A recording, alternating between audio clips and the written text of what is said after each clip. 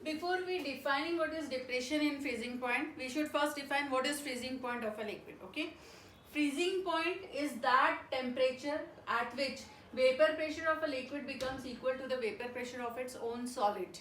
आपको पता है सॉलिड्स के ऊपर निग्लिजिबल वेपर प्रेशर है. अगर आप कोई लिक्विड लो और उसके टेम्परेचर को कम करते जाओ तो लिक्विड के ऊपर का वेपर प्रेशर धीरे धीरे कम होगा, because vapour pressure is directly proportional to temperature. Lower the temperature lower is the vapour pressure.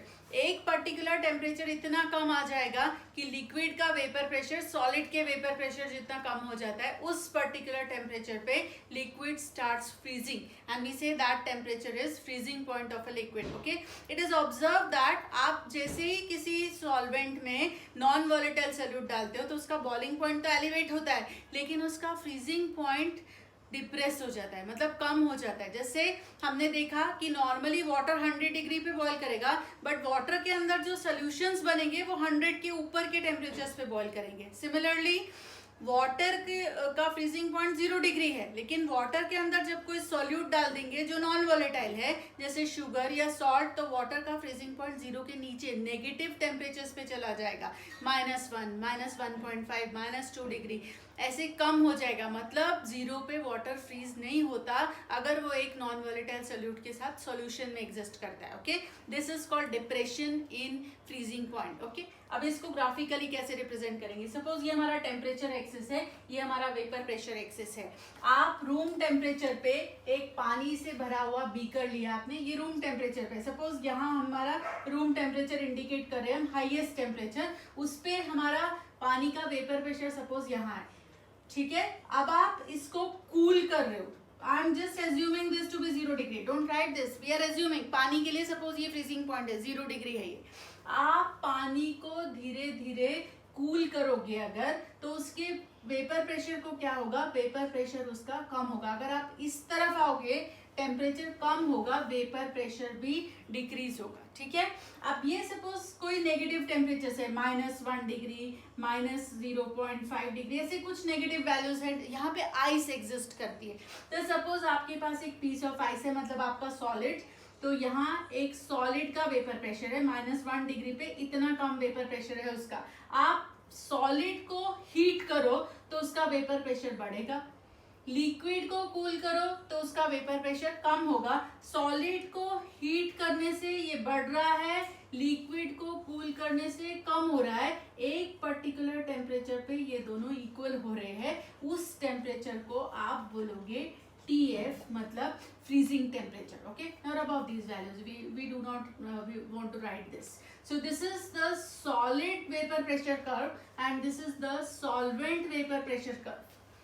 Solvent का वेपर प्रेशर कम हो रहा था कूलिंग के कारण, सॉलिड का वेपर प्रेशर बढ़ रहा था हीटिंग के कारण. एक पर्टिकुलर टेम्परेचर पे दोनों इक्वल हो गए और उस पर्टिकुलर टेम्परेचर को हमने बोला फ्रीजिंग पॉइंट. यहाँ से डेफिनेशन भी अच्छे से समझ में आ जाती है. That temperature where vapour pressure of liquid becomes equal to vapour pressure of solid is called freezing point. अच्छा, अब instead of this you take a solution of water. जैसे ही आप वाटर को सोल्यूशन में कन्वर्ट करते हो वेपर प्रेशर कम हो जाता है. अब इस कर्व को, सॉलिड कर्व को अगर टच करना है तो इतना लोअर टेम्परेचर पे आना पड़ा. मतलब पानी यहाँ फ्रीज हो रहा था, बट ये सोल्यूशन का वेपर प्रेशर सॉलिड के इक्वल यहाँ पे आने के बाद होता है. Let's call it TF dash. This is now freezing point of the solution. तो जो लोअर कर्व है ये सॉल्यूशन कर्व है और जो ऊपर वाला था वो सॉल्वेंट था. अब जो आपका TF माइनस TF डैश है वो है delta TF. Depression in freezing point, कितने डिग्री से फ्रीजिंग पॉइंट कम हो गया. Okay, and this delta TF has been again found proportional to molality, और delta TF has been found to be equal to KF into M. is similar to what we did in the previous derivation. What is KF here? KF is called molal depression constant. इसका एक और नाम है, इसको cryoscopic constant भी बोलते हैं. Cryoscopic constant, depression constant और cryoscopic constant. How we define KF? Same as we define KB. KF is equal to delta TF when M is 1. So what is definition of cryoscopic constant? That cryoscopic constant Kf is depression in freezing point when concentration of the solution is 1 molar. Again delta Tf is a colligative property. Colligative का मतलब वो ऐसी property है जो solute के nature पे depend नहीं करती.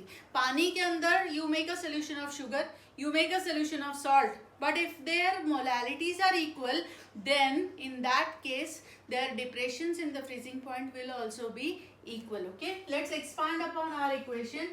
Delta Tf is equal to Kf into Wb into 1000 upon Mb into W.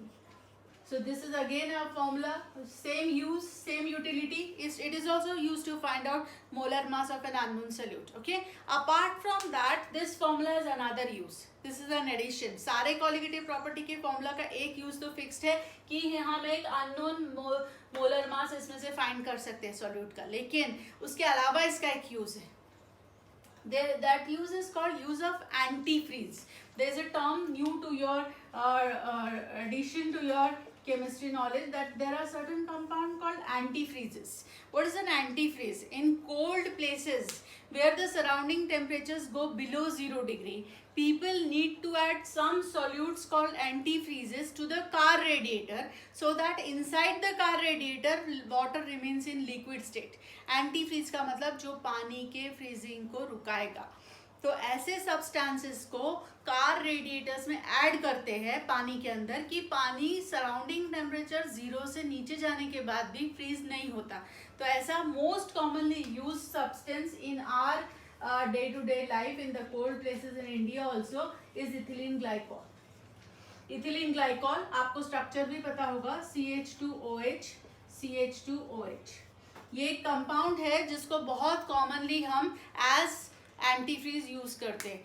तो एंटीफ्रीज कितना यूज करना है ये डिपेंड करता है कि सराउंडिंग टेम्परेचर कितना है. ठीक है, सपोज इस फॉर्मूला का दूसरा यूज यहाँ पे देख लेते हैं. सपोज सराउंडिंग टेम्परेचर -5 डिग्री पे, तो मैं चाहूंगी कि कार रेडिएटर का पानी -5 डिग्री तक फ्रीज नहीं हो. मतलब मैं उसको कितने डिग्री से डिप्रेस करना चाहती हूँ पानी के फ्रीजिंग पॉइंट को? 5 डिग्री से.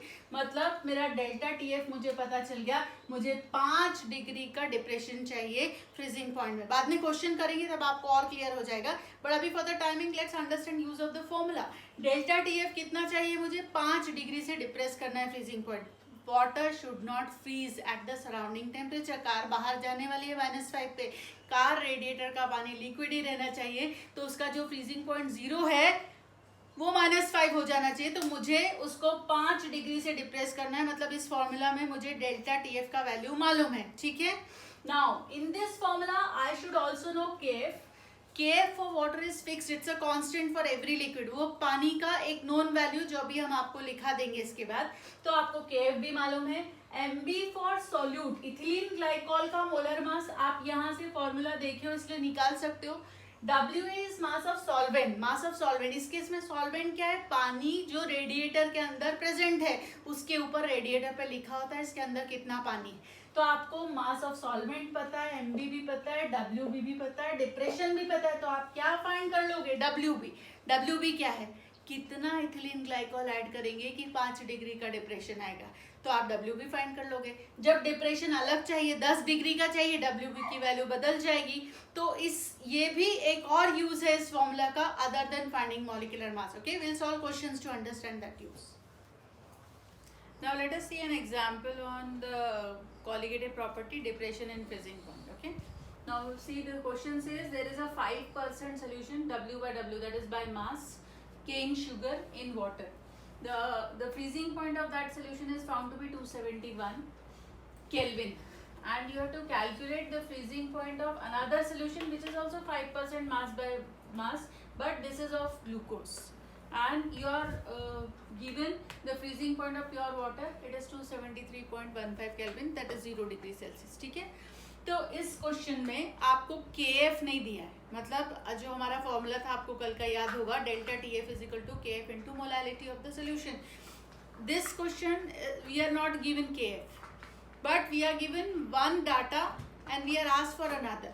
So let's see how to solve this question. तो आपके पास दो सॉल्यूशंस हैं. एक साइड हम शुगर सोल्यूशन का डाटा लिखेंगे, मतलब जिसको केन शुगर सोल्यूशन लिखा है, और दूसरी साइड एक ग्लूकोज का भी सोल्यूशन है। आपके पास दो सोल्यूशन है, दोनों के लिए हमें क्या क्या डाटा दिया है चलो लिख लेते हैं। यहाँ पे आपका फॉर्मूला क्या है, आपका फॉर्मूला है delta T F is equal to K F into W B into 1000 upon M B into W A. This is your data. So try to get this data for the two solutions. So for the first solution, how much is delta TF? Delta TF का मतलब है कितने डिग्री से freezing point depress हुआ है. ये normal freezing point है 273.15. इसमें से आप ये 271 सब्ट्रैक्ट कर लो तो जो डिफरेंस आएगा मतलब वो होगा 2.15 kelvin. So for the first solution delta TF is 2.15 kelvin. What else is known to you? WB. As it is a 5% solution, WB is mass of solute, it is 5 gram. Then you want MB, that is molar mass. तो molar mass किसका चाहिए हमको? Cane sugar का. What is the formula for cane sugar? C12H22O11 and the molar mass is 342. तो molar mass लिख लेते हैं 342. Then what else we need? We need WA. अब ये जो 5 ग्राम है ये परसेंट है, 5% means 5 gram in 100 gram of the solution. So what is the mass of water here? 95 gram. So WA is 95 gram. So you have all this data for the first solution. Now for the second solution. Second जो glucose का solution है उसमें delta TF तो find करना है क्योंकि वो आपको सोल्यूशन का फ्रीजिंग पॉइंट पूछ रहे हैं. अगर डिप्रेशन इन फ्रीजिंग पॉइंट निकाल लोगे तो फ्रीजिंग पॉइंट ऑफ सोल्यूशन आ जाएगा. नॉर्मली वाटर फ्रीजेस है 273.15. कितना डिप्रेशन हुआ वो निकाल लो, सब्ट्रैक्शन करके आपको वो सोल्यूशन का फ्रीजिंग पॉइंट आ जाएगा. तो मतलब फाइंड क्या करना है? Delta TF.